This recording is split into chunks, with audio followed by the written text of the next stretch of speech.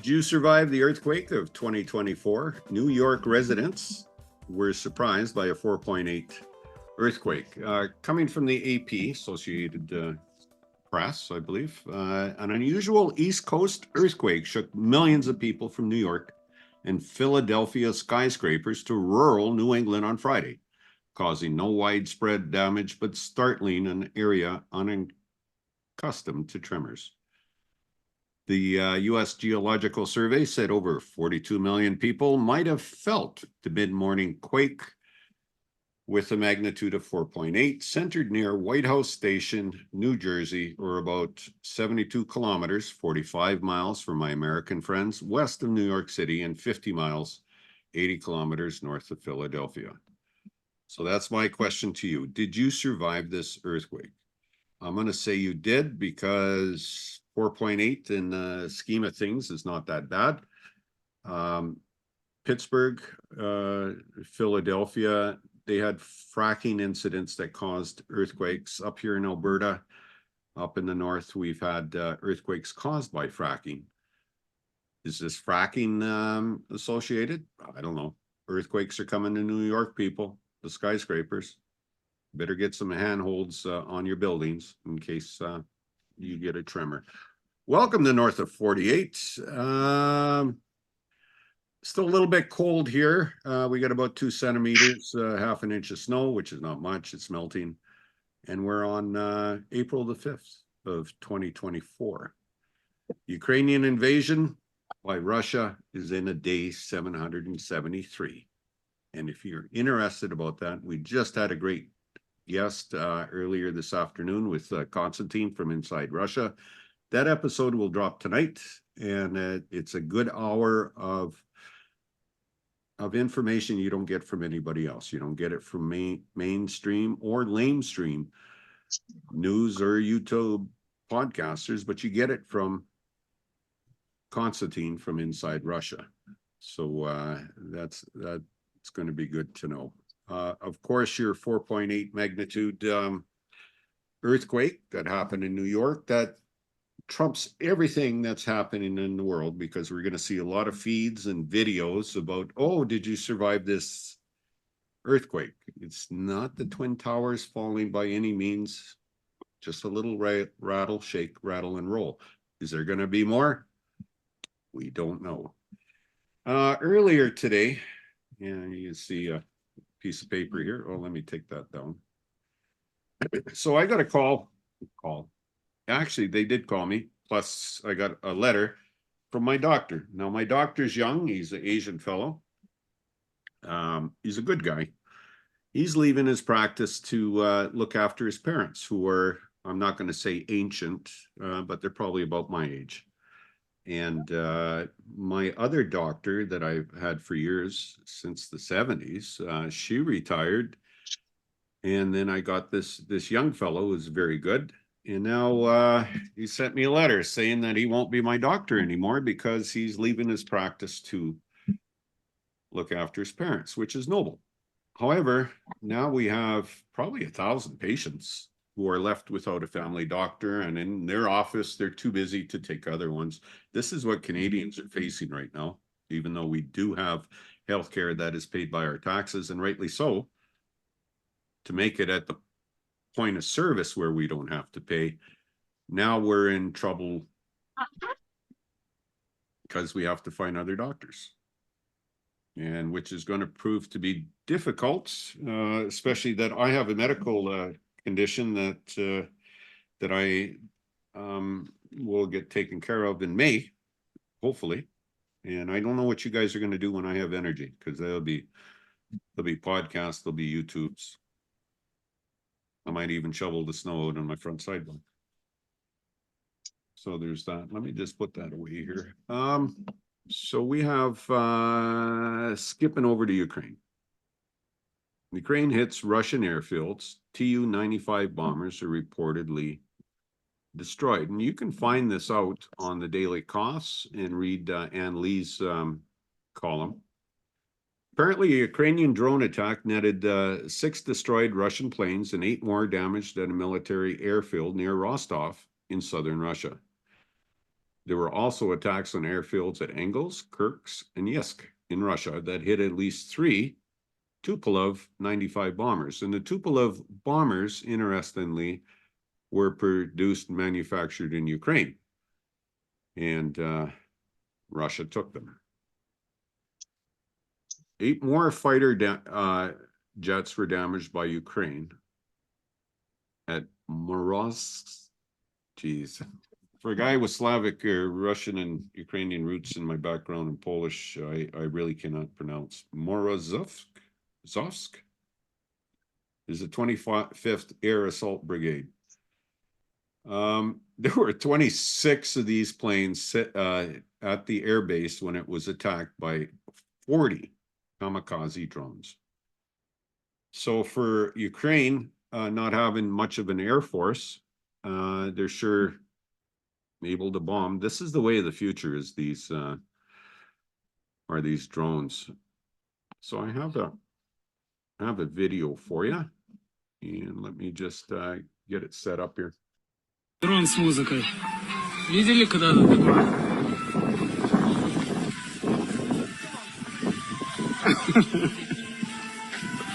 Сильно. That's what it was like at night in Russia at Rostov. A Georgia inmate serving life mailed bombs from prison to a DC office building. Alaska court feds charge. This is coming from CNBC. A man serving a life sentence for kidnapping and other crimes while in a Georgia prison built 2 bombs, which he mailed to the District of Columbia office building and the federal courthouse and building in Anchorage, Alaska, which I don't understand. But David Cassidy allegedly put the 2 explosive devices into the mail at his prison in Tatnall County on January 24th, 2020. The bomb that went to Washington was mailed to the Bond building, whose office tenants include the Department of Justice.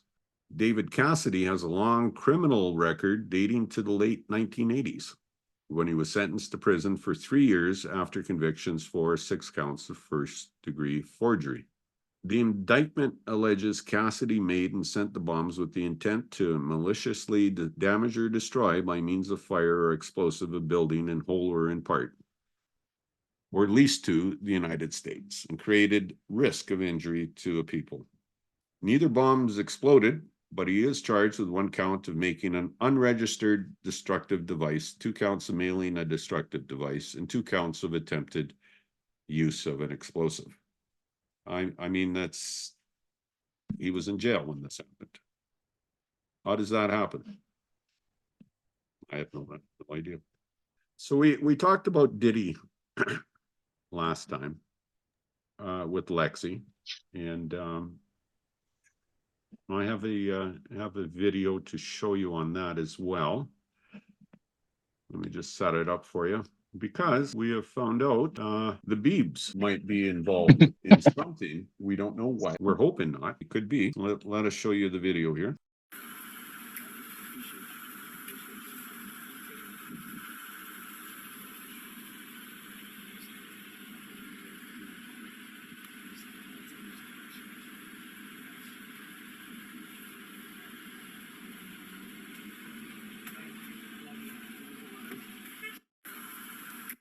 So some people are claiming that Diddy patted Bieber down to see if he had a wire on. So this Diddy thing is really getting bad. I wonder, Lexi, are you here? Can you talk a little bit about what's happening in the world of entertainment? Yeah, I'm here. Can you hear me? I sure can. You sound good. How are you? Oh, good. I'm doing well.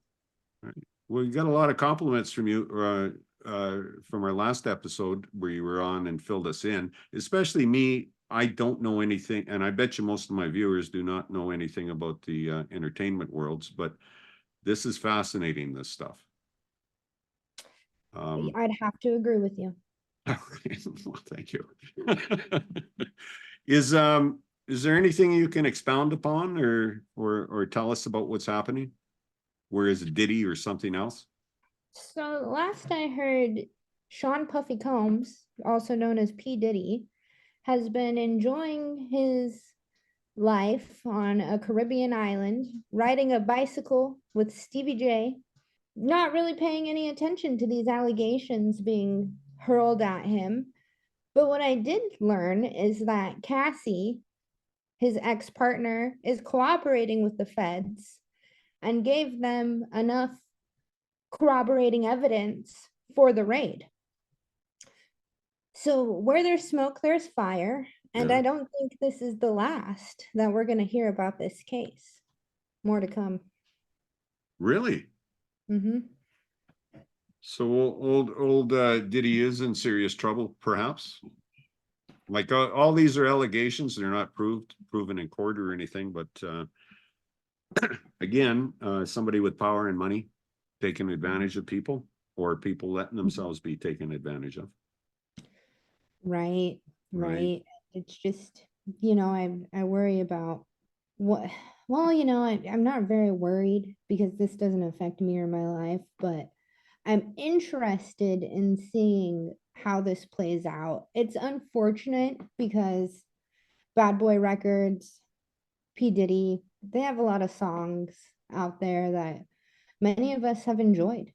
So it's just too bad that his legacy has been tainted with all of this. But we've been knowing that it's been a running joke in the industry that you can't party with Diddy. If he asks you to party, you say no. Really? Kevin Hart has put it in his stand-up. Cat Williams has spoke on it. There's been numerous people in the entertainment industry that said, no, I ain't going nowhere near the bed with Diddy because of his antics and his shenanigans. He must be a heck of a guy to party with. Is there anything else that's on your mind as far as entertainment goes? Have you heard about Ben Shapiro firing Candace Owens from the Daily Wire? Yes, I heard about it. And again, okay, so what's good for a person my age is I know nothing about the Daily Wire. I barely know anything about Ben Shapiro, except, I get a little nauseous when I hear him speak, right? Right. And then he has a sister that Ben seems to overly affectionate with, or at least with the things he says. Can you tell us so what is the Daily Wire anyways? That's a conservative talk publicity show, Yes. broadcast? Yep. He's on YouTube and a podcast, right? So the Daily Wire, a conservative media outlet, has been around for a while. They got famous by buying up Facebook ads. And Candace Owens is a Black conservative media talk show host who was previously employed by them. But she was being used basically as a talking mouth that would say the most egregious, terrible things about the Black community. And because she was Black, it made it okay for her to be racist and say abusive things about the Black community. So Really? Ben Shapiro went on the Megyn Kelly show and she straight up asked him, why did you fire her when you're supposedly this free speech advocate? That's how they got popular, is they said, we believe in free speech. We're not trying to censor you like the left. Mm-hmm. And they were okay with Candace going in on George Floyd. They were okay with her going in on the Black community. But once she started questioning something that Ben Shapiro is into, that was the full stop. And that topic was Israel. So in what way did she denigrate Israel, or did she want to be with or show support to Palestine, or what? Do you know what caused it? Well, you know what's going on over there in Israel, right? 100%. Yes, I do. So I don't believe she cares about Israel or the Palestine conflict. It's just a talking point for her. Mm-hmm. But she was questioning Israel's force over there on the Gaza Strip. And because Ben Shapiro is Jewish and he's from the Jewish community, He fired her over it. And this is extremely interesting to me because he, again, there is so many clips of him going off about how he's against cancel culture. He wants everybody to have a platform. There's socialists being taken off X and Facebook because they're supporting Palestine. But yet, when one of his own employees has something to say questioning Israel, she's gone. That's kind of par for the course for these guys. I'm going to say so. So is Ben Shapiro conservative? Is he Oh, yeah. right wing? Okay, so he's probably being funded by some Republican billionaire, I would assume, and or perhaps the IDF, maybe Israel's financing him, some Israel person. But these are all allegations. I don't know because I hardly know anything about Candace Owens. So She, go go ahead. ahead. Oh, Okay, well, I have was you just, heard I was just, about the Baltimore Bridge? I did. Yes, very much. All right. Well, the We should mayor have, of, we should have had a story about it, but we didn't. Sorry. oh, it's okay. But the mayor of Baltimore, Brandon Scott, Okay. Yes. Candace Owens went on some crazy rant that he was a DEI plant. Do you know what that is? I do.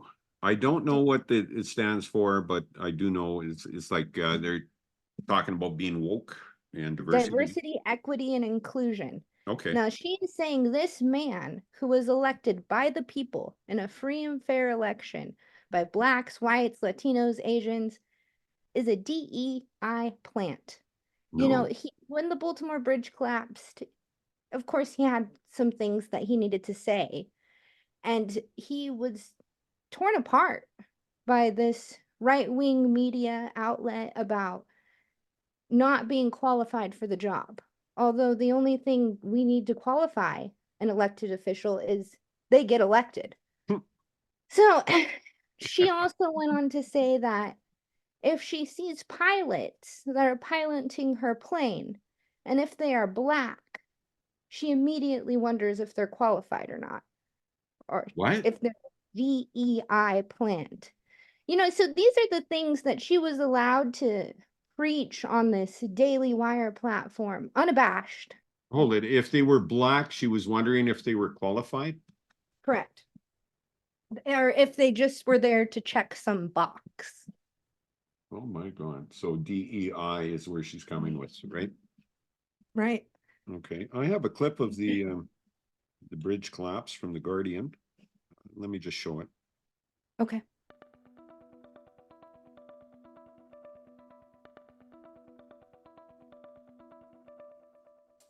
Whoa. Wow. Yeah.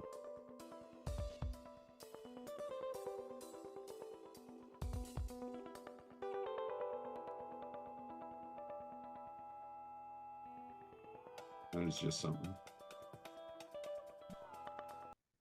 Apparently, people in vehicles on the bridge, the vehicles went into the water and they've been finding drowned people in the vehicles. It's just a tragedy, one that shouldn't happen. But so Candace went after the mayor, so she's blaming the mayor for this and saying because he's black, he's not qualified.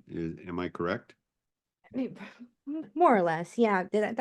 She's just a full extension of white supremacy. And that whole platform, the Daily Wire, is an extension of white supremacy. This is just proven by the way she was allowed to talk a mess about the black community and the trans community and abuse those folks. Mhm. But the moment she criticizes Israel, whatever her motives are, she's fired. So Ben Shapiro is a whole hypocrite. He's a racist. And that's all I have to say about that. Well, okay, it's your opinion and it's a good opinion. I value your opinion. Is Candace Owens going to land someplace? Is Musk going to help her with a lawsuit against Ben Shapiro? Probably not, right? Well, here's the thing. That's the question people are asking. Should we let Candace Owens back into our community? Should we welcome her back because she suddenly is pro Palestine and I don't think so. I think she's proven who she is. I don't trust her. Fair I enough. think she has motives that are, basically to make money. And why would they welcome her back? Because all she did was question. She didn't come out with a statement, right? Saying excuse me, backs Gaza or anything like that. Well, they're framing what she said as anti-Semitic. Hmm. So it's the Daily Wire? Is Yep, Ben the Daily Wire. the Daily Wire? So I haven't seen any. Do you recommend anybody watching the Daily Wire? No, stay away from it. Well, It's a conservative rag. right. Well, rightly so. Lexi, thank you so much for the insight on that. You know things that I do not, so I appreciate getting up to speed on that. So when I All right. talk to my wife and her friends, I'll know a little bit. Oh Well, yeah, you'll know plenty. okay. Well, thank you so much. And we will talk to you soon. And as we wrap it up on the North of 48 podcast, I just want to remind you that Constantine's video from our interview that we had today will be up tonight. And it's fascinating, just strictly fascinating. Also, now you know a little more about the Daily Wire and Candace Owens, someone who I did not follow, and I hope not to. I'm not going to. Be smart. Have a good day, and thank you very much for listening, guys. Bye.